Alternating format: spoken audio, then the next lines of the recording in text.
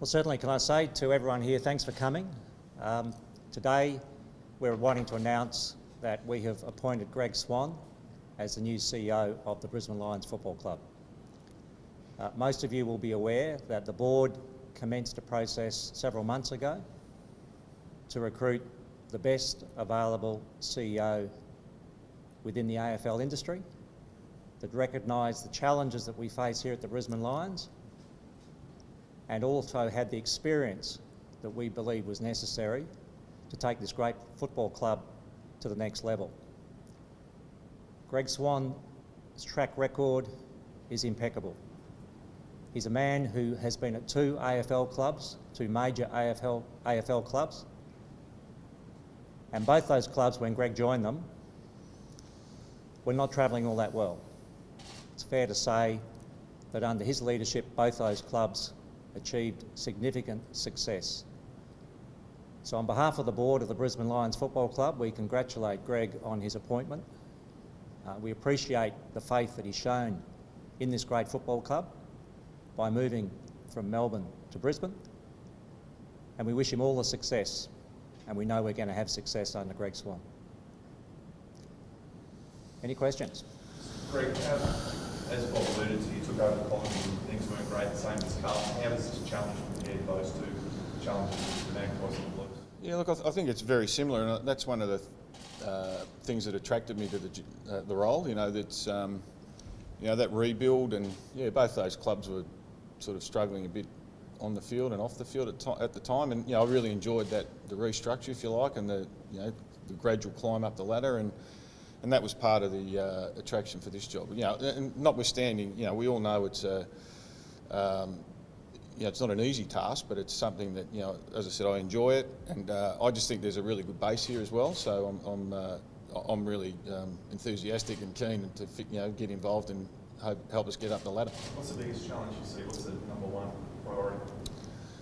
There's a lot. Obviously, look, it's a football club, so the on-field to me is the key. That's what drives football clubs. That's what we're all here for. We want success on the ground. Obviously, the issue with to sort out the training facilities and some of those things. Obviously, there's some commercial issues. We've got some challenges there as well. But I mean, look, that's what is the challenge. I'm not sure there's one more important than another. I think they all sort of interwove. So that'll be, we'll attack that and see how we go. Have you set yourself some timelines? No, not really. No, I mean it sort of.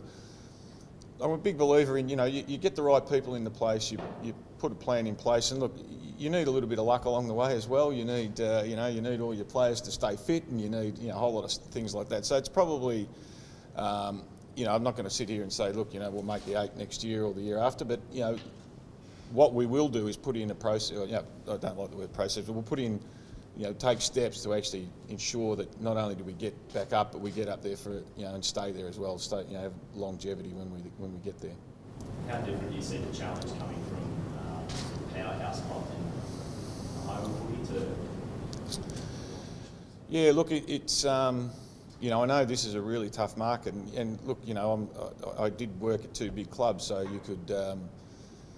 You knew once you got them fixed that it sort of almost takes care of itself. But this is probably the most competitive market in Australia. Fully aware that it's not a traditional, as you say, like a Melbourne where they live and breathe, and Leopard's been down at the Tigers. They I won't say kill, but they love their footy. And yeah, so look, that's a unique challenge for me. I'm a Melbourne boy, so I don't profess to. Haven't grown up in this market, but I do know it's a tough market. But as I said, we'll just do. We'll concentrate on what we do. We'll do the best we can, and we're keen to get back. I remember I said to Bob and Lepper that back when I started at Collingwood, I came here when the Lions were a powerhouse, and I remember what this place was like. You'd get bashed on the field, you'd have crowds going nuts, and it was fantastic. And that's sort of where you want to get back to. So that's the aim. What are your thoughts on Lions now? Joining up as eyes wide open with the challenge? Yeah, look, I think it's pretty well documented what happened with, say, players leaving, but I think, you know, just watching, and, you know, I have done probably a bit more closely in the last month or so, but, you know, there's an exciting period. I think, you know, the kids that are playing, and, you know, Justin's giving them all opportunities. There's some exciting kids there, and so, you know, I don't think it's, you know, there's a base there that can really grow. There's been some great performances in the last few weeks, and, you know, experience, when you get the games into these kids and they get experience, they become better. And, you know, so I just think, so to ask me what the Lions, I think, you know, that's a work in progress, but it's not as, I don't think it's all, certainly not gloom and doom as far as I see. I think it's exciting, to be honest.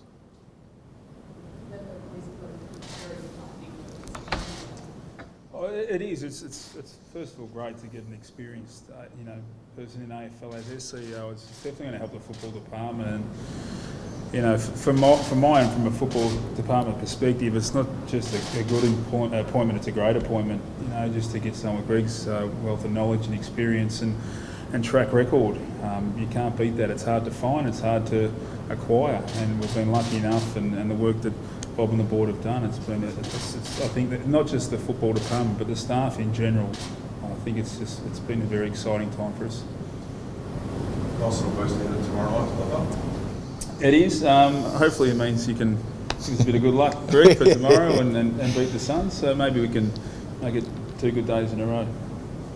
Did you sweat on the decision for a while, Greg, or how long did it take us?